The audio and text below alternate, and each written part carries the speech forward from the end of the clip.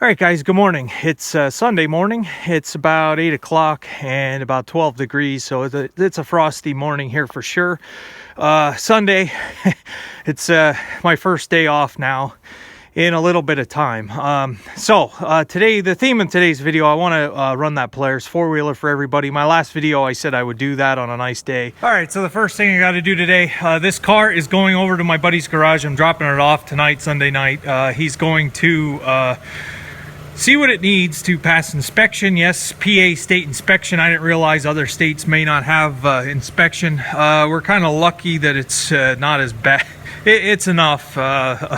It's enough of a once-in-a-year pain. I know it needs tires, and I know it needs a couple other things. I made him a list. He's going to give me an estimate. If the estimate is over the number I have in mind, I'm selling the car. I'm going to find another car. So we're going to take this over to his garage. He's going to go over it for the inspection. Like I said, it needs tires. I don't know how the brakes are. He'll have to check those out. And he has to diagnose that issue with it surging when you're in overdrive. So I have a number. If he goes over the number, it's getting sold. I got to make a decision. The end of February 31st is the last day the inspection is good for. So that's the first thing I want to do right away today. So we'll get to the four-wheeler here in a minute, I promise. I want to let the car warm up a little bit.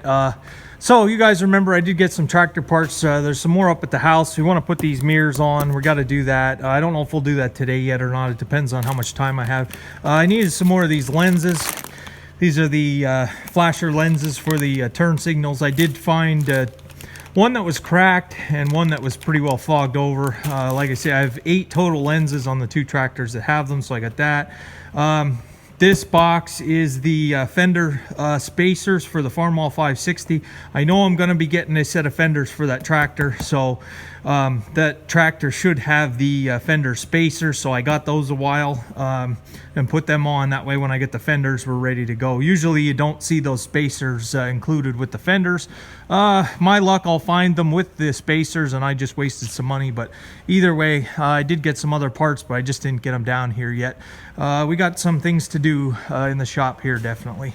All right, so I'm going to run this around for you guys a little bit here. I do want to get the, I do have to drive it today because I want to put the snow plow back on, because Monday night into Tuesday, they're calling for 2 to 4 inches of snow. So after work, I might get a chance to play around with this thing in the snow, which is going to be pretty neat, see how it does. And I might as well just use this, see if it works. See what the capacity is, and it's a good time because the battery in the 395 is right dead. That -11 pretty much wiped that battery out. There's not much charge in there. I'm gonna have to take that battery out up to the house, get it on the battery charger. If it's more than 4 inches of snow, I might have to bring another battery down and stick it in, but the jump pack won't start it either, so it's down to nothing.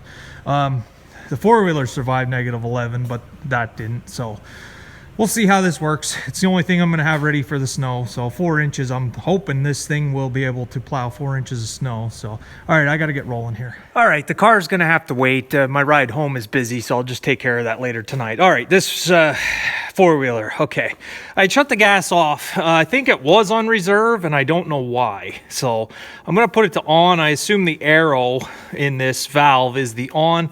When I brought it home in the last video, it was on reserve. So hopefully there's nothing wrong with the main tank and having it on. When I bought it, it was full of fuel, full of gas, which is rare. Never bought anything that had a full tank of gas in it when you bought it used. Usually it was right empty. This, I believe, is to check the oil. So I'll just take a look at it. I'm curious. Oh, yeah, that's good. I'm curious to see how this thing starts in the cold. Like I said, it's about 12 degrees, and it has not run now in 4 days, 5 days, so it's been almost a week. So let's see what it does here. Like I said, I'd like to put the snow plow on. Find the key here. Something that might be different state to state, I don't know. I'm not 100% sure, but in the state of Pennsylvania, you have to, there's titles for them, of course. Just like a vehicle, you have to do the title transfer, and there is a license plate, and you have to have a license. You have to have it licensed, and I believe there's even a registration, just like a vehicle on a ATV. But if you are using it for farm, use, farm duty, which I am. There is no license plate needed, no registration to pay, and I'm tax exempt, so there was no sales tax on it because it is a tool for the farm.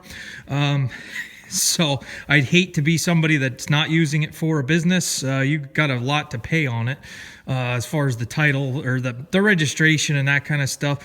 And I'm not even sure. I was just browsing through. I think even some places you have to have liability insurance if you're going to ride on public land. I don't know. Government gets their share no matter what. Okay. So I am going to use the choke because it's cold, and I don't know if I can do this one-handed. It's in low. Let's go to neutral.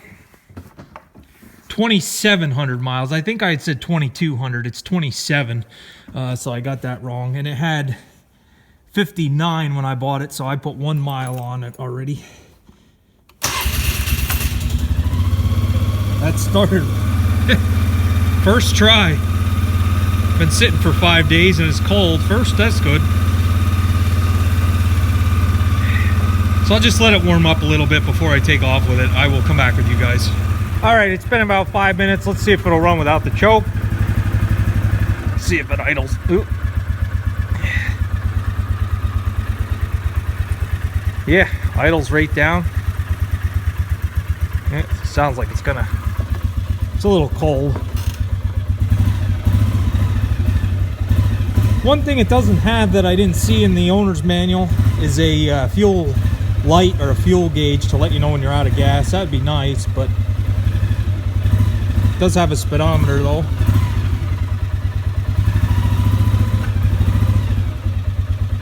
All right, go into reverse. This is going to be cold. Get back out of here.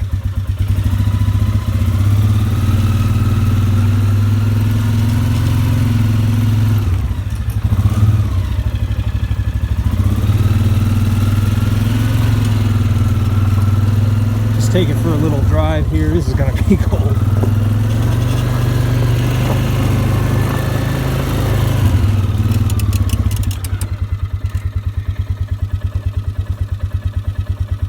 So a lot of guys were saying that the foot pedal you step on to shift. So there's low.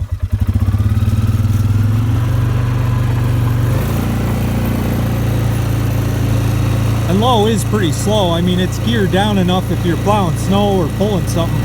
Low is a low enough. I mean, 5 miles an hour.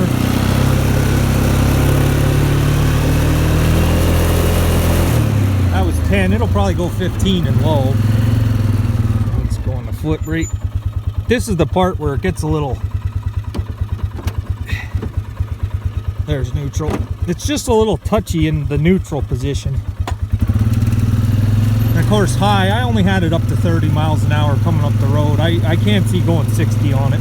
At least not yet. All right, so you guys had, let's go into reverse. All right, you guys had told me what this reverse override was. I want to thank everybody for telling me. I did try it out the other night. It does work, and that's good to know. So, all right, I'm gonna come back with you. I got to take my garbage cans up to the house and get those loaded next on the schedule for today. All right, that job's done. One thing I want to do, I see a lot of guys do it. For this front rack, I'd like to build a box. Just a box with, I don't know, 8-inch, 6-inch sides, just a wooden box. That way, if I need to put something in there, like those water jugs or tools, or any number of things, if I'm out scouting and I see a rock, I can put it there, just to have a place to store stuff, so you're still free to drive. The back rack I don't want to put anything on, just because I'm going to be putting the spot sprayer there, and going to be using that probably for any number of things. But I think the front rack is a good place. I can even put a you know what I'm talking about, those I can't say it because of YouTube. Those racks that hold that tool that you can get rid of groundhogs with. You can even put, mount something like that on there. But yeah, that should work. All right, we got to go put the snow plow on. That's next. All right, I'm hoping you can see this. So just slid it over here. I just pulled the four-wheeler into it. This here is like a triangle. There's a little bracket in the back there that it just slides into. You just roll it into it, so it's there. Now the next thing, let's see here. Okay, so that, bear with me here. This is the first time I'm doing this, by the way.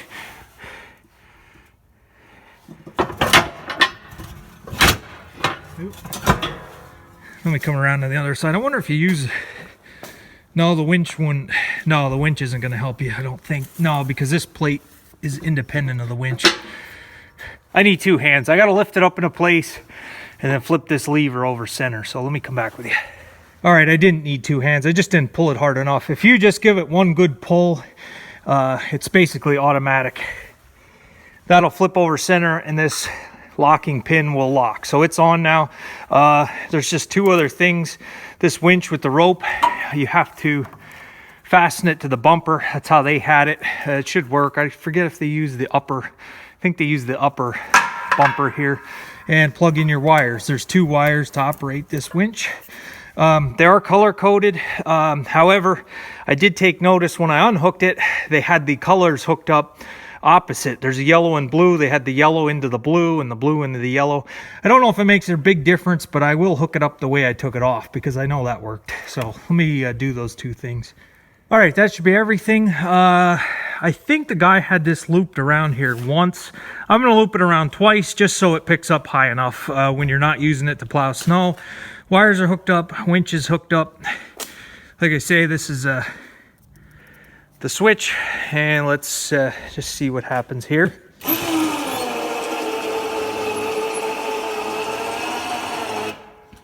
I think it runs a little faster when the engine's running, when you have a little bit more juice to the battery.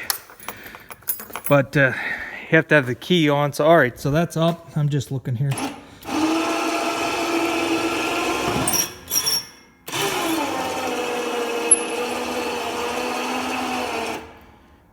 So it's pretty sluggish, but like I say, when it was running, it seems to go a little faster. All right, so there, it's all the way up. It's enough ground clearance there. I think that'll work better. Everything's on. Like I say, you can angle this blade.